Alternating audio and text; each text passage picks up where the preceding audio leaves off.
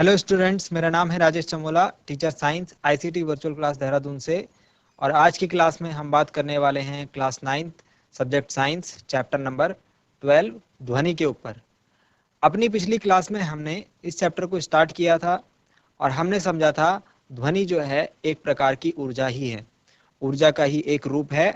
और जब हम ये बात कहते हैं तो हमें पिछले चैप्टर में पढ़ा हुआ एक नियम याद आता है जो कि ऊर्जा संरक्षण का नियम है।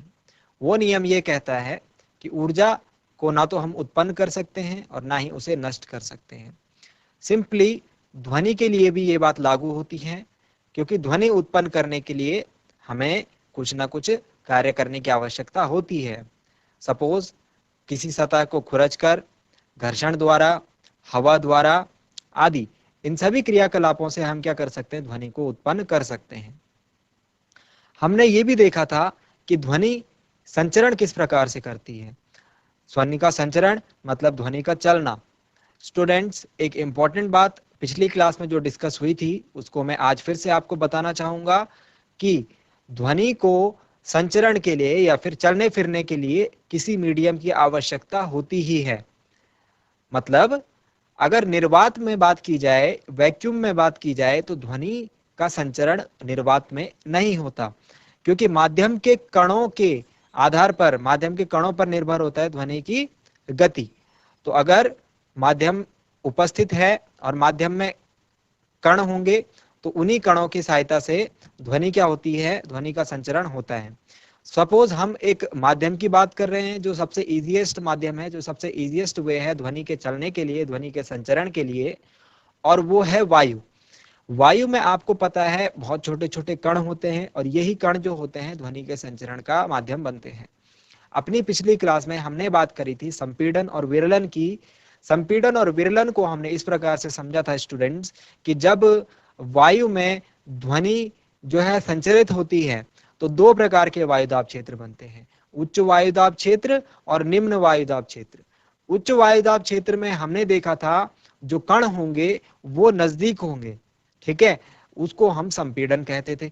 और निम्न वायुदाब क्षेत्र में कणों के बीच की दूरी क्या होती थी, ज्यादा होती थी, उसको हम विरलन कहते थे।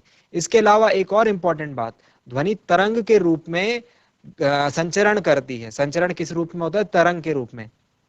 और तरंग क्या है स्टूडेंट्स, तरंग एक प्रकार का विक्षोभ है। हम ये बात कहते थे कि किसी माध्यम में यदि इस स्रोत से ध्वनि निकलेगी तो उसके पास के कण क्या होंगे, उस ऊर्जा को लेकर के अपने आगे वाले कणों को ट्रांसफर करेंगे और वापस अपनी पोजीशन में आ जाएंगे। मतलब कणों की जो स्थिति है वो परिवर्तित नहीं होती है, बस हम ये कह सकते हैं कि वो अपनी स्थिति के सापेक्ष जो होते हैं कंपन करते रहते हैं। ऊर्जा को इधर ट्रांसफर करा फिर वापस आगे, ट्रांसफर करा फिर वापस आगे, ऐसे ही आगे वाले कण भी क्या होंगे, करते जाएंगे। इस प्रकार से ध्वनि क्या होगी, संचरित होगी। आज की क्लास में हम बात करेंगे इसके आगे, हम बात करेंगे संपीड़न और विरलन को थोड़ा और डिटेल में समझेंगे।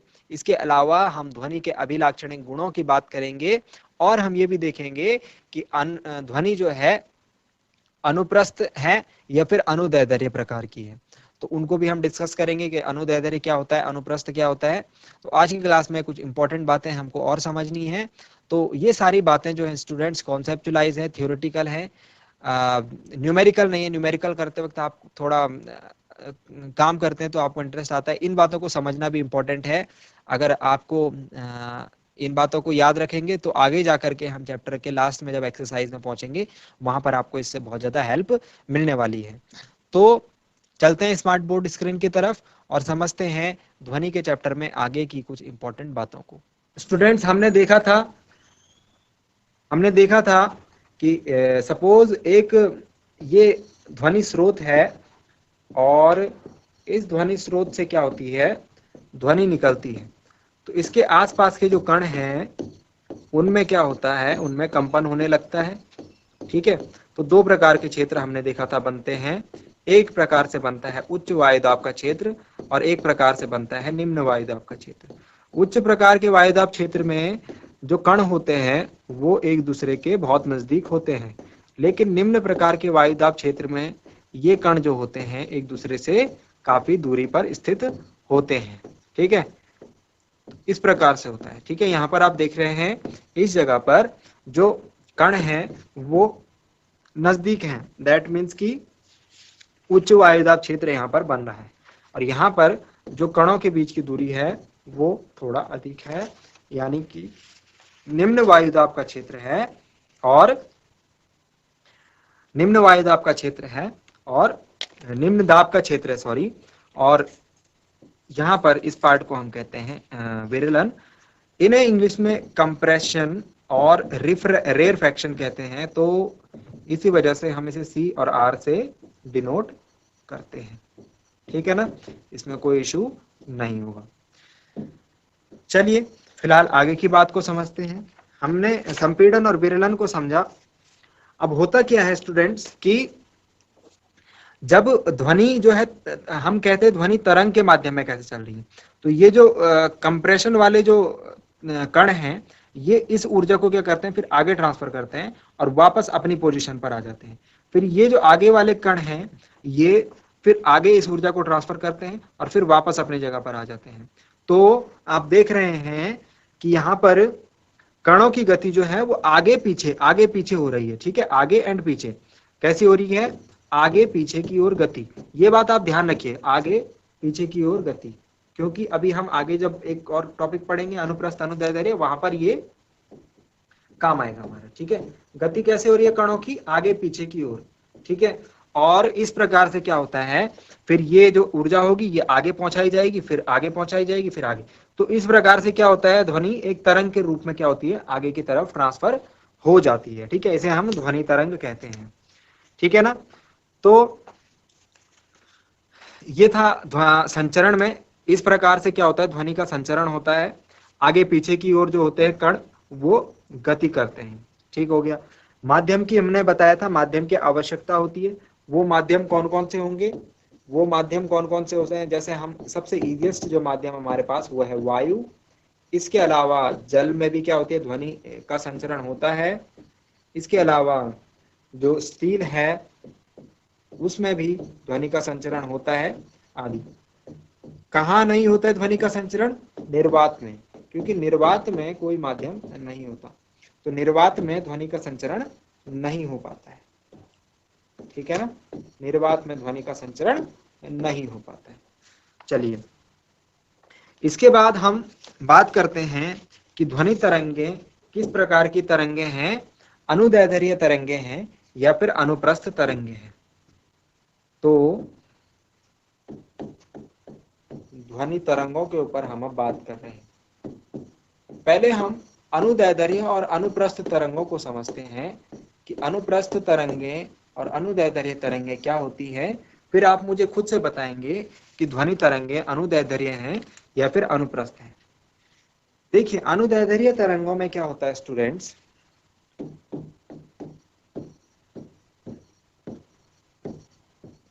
अनुदैर्ध्य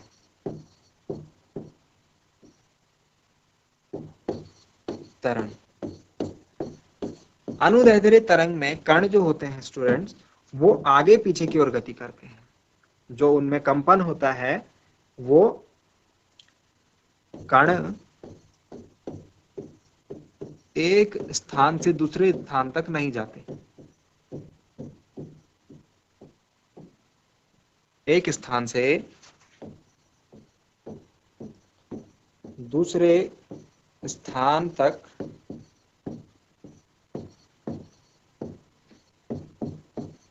गति नहीं करते।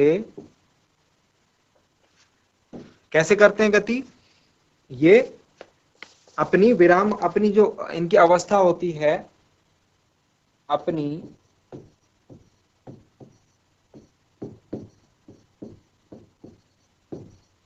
विराम अवस्था, अपनी विराम अवस्था के आगे पीछे से आगे पीछे दोलन करते हैं। दोलन मतलब गति, वाइब्रेशन, ठीक है, कंपन, आगे पीछे दोलन करते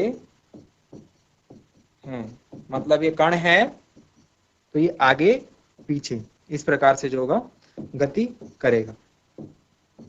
ये कण आगे जाएगा, फिर यहाँ से क्या होगा, पीछे आएगा। ठीक है, तो इसकी जो मेन पोजीशन होगी उसके आगे पीछे दोनों तरफ गति करेगा। अगर ये यहाँ पर विराम अवस्था में, तो ये आगे भी जाएगा और पीछे भी जाएगा। तो अपनी विराम अवस्था के दोनों तरफ ये क्या करता है, गति करता है। लेकिन ये जगह जो होगा, इसकी जगह, अपनी जगह जो होगा नहीं बदलेगा। ठीक है, एक स्थान से दूसरे स्थान तक गति नहीं करेगी। तो ये हो गया अनुदैर्ध्य प्रकार की तरंग। अब दूसरे प्रकार की तरंग होती है अनुप्रस्थ प्रकार की तरंग। तो सेकंड है अनुप्रस्थ। तो अनुदैर्ध्य और अनुप्रस्थ प्रकार की तरंगों में डिफरेंस सिर्फ इतना है कि अनुदैर्ध्य प्रकार की तरंग में कण जो होगी अपने विरामावस्था से आगे पीछे की ओर दोलन करते हैं। अनुप्रस्थ तरंग में क्या होता है, अनुप्रस्थ तरंग में कण जो होंगे वो अपनी विराम अवस्था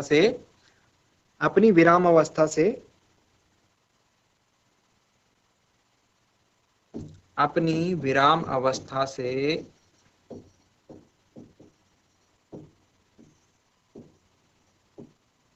लंबवत, मतलब परपेंडिकुलर, लंबवत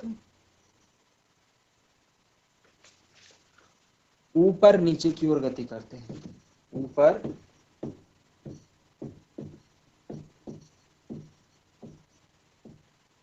नीचे की ओर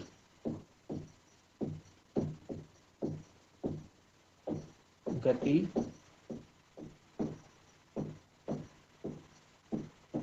करते हैं। ठीक है, अब आप मुझे बताइए कि इन दोनों में से ध्वनि तरंगें किस प्रकार की होंगी। तो यहां पर आप देख रहे हैं अनुदैर्ध्य प्रकार की तरंग में कैसे हो रही है कणों की गति, अपनी विरामावस्था से आगे पीछे की ओर। और ध्वनि तरंगों की गति भी मैंने आपको क्या बताया था, अभी याद करने के लिए कहा था, आगे पीछे की ओर क्या होती है, गति होती है ध्वनि तरंग में जो कण होते हैं उनकी। तो ध्वनि तरंगे एक प्रकार से कौन सी प्रकार की हो गई, ध्वनि तरंगे क्या होती हैं, अनुदैर्ध्य तरंगे होती हैं। अनुदैर्ध्य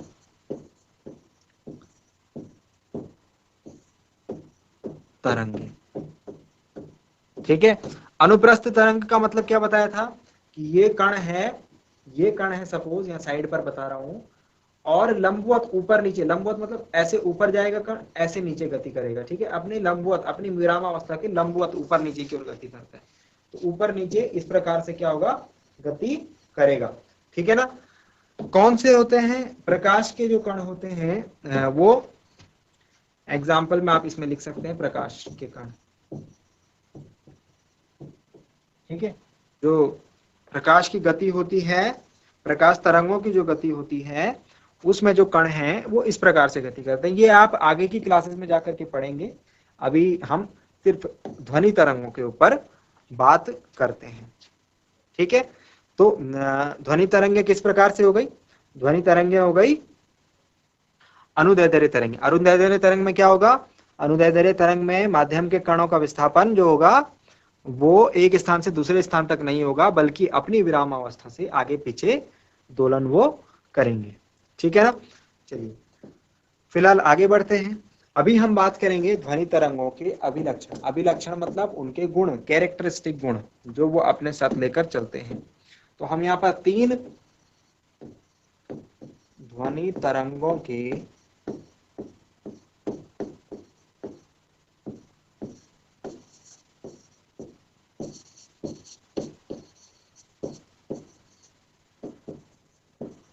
अभिलक्षण, तो हम यहाँ पर 3 इनके अभिलक्षण की बात करेंगे ध्वनि तरंगों के।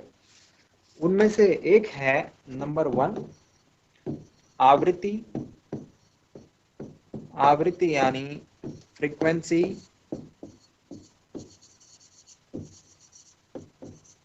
नंबर 2 आयाम। आयाम यानी एम्पलीट्यूड।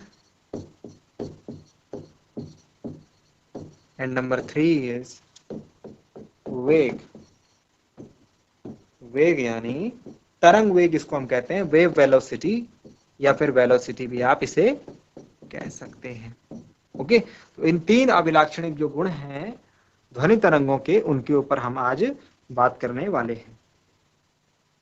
सबसे पहला है इसको समझने से पहले हम एक डायग्राम के ऊपर जब हम क्या करते हैं, हमने अभी अभी देखा था कि ध्वनि तरंगों की जो गति होती है किसी माध्यम में वो इस प्रकार से होती है, कणों की जो गति है वो इस प्रकार से होती है। ठीक है, तो हम एक ध्वनि तरंग को इस प्रकार से डिनोट कर सकते हैं। ठीक है, तो हम क्या करते हैं, एक ग्राफ की सहायता से जो ध्वनि तरंग है उसको डिनोट करने की कोशिश करते हैं, और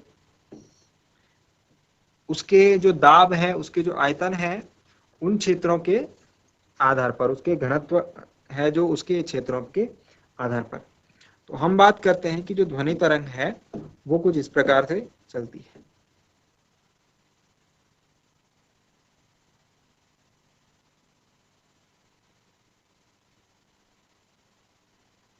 ठीक है, कुछ इस प्रकार से ध्वनि तरंग।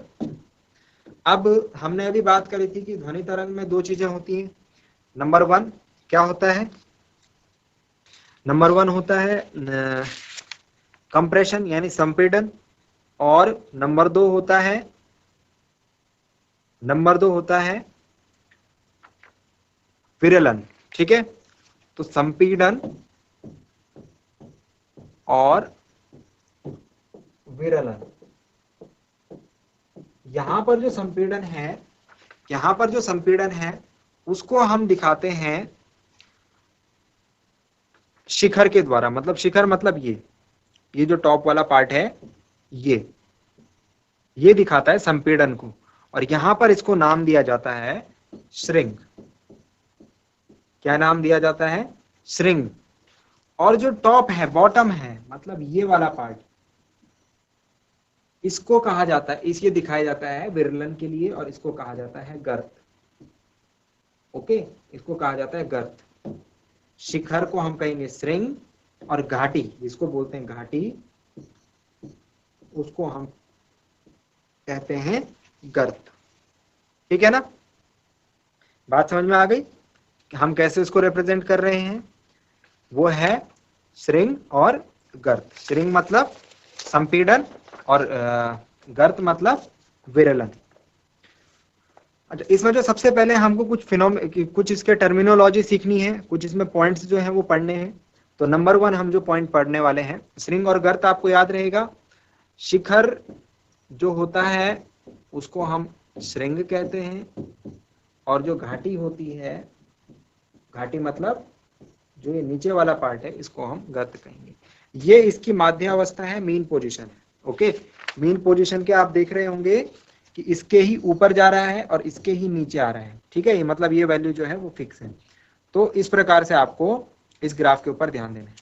फिलहाल हम आगे नंबर वन पॉइंट पढ़ते हैं। नंबर वन जो इसके संबंधित जो हम टर्मिनोलॉजी, जो टर्म्स यूज करेंगे वो है नंबर वन तरंग दैर्ध्य। तरंग दैर्ध्य किसे कहते हैं, तो तरंग दैर्ध्य हम कहेंगे, आप ये देख रहे हैं दो श्रिंग में ले लूं, एक श्रिंग ये हो गया और एक श्रिंग हो जाएगा ये वाला।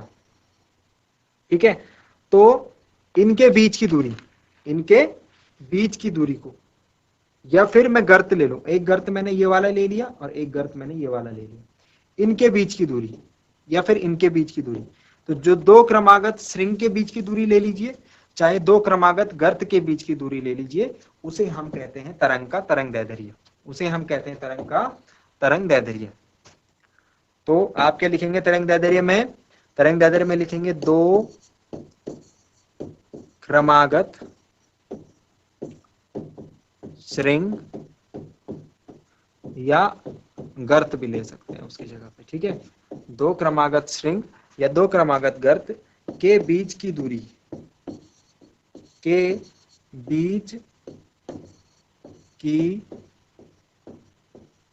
को हम क्या कहते हैं? तरंग का तरंग दैर्ध्य कहते हैं। सिंपली हम ये भी कह सकते हैं दो क्रमागत संपीड़न या फिर दो क्रमागत विरलन के बीच की दूरी को हम क्या कहेंगे? तरंग दैर्ध्य कहेंगे। ठीक है, इसे हम कैसे रिप्रेजेंट करते हैं तो ये आपको ध्यान रखना है। इसे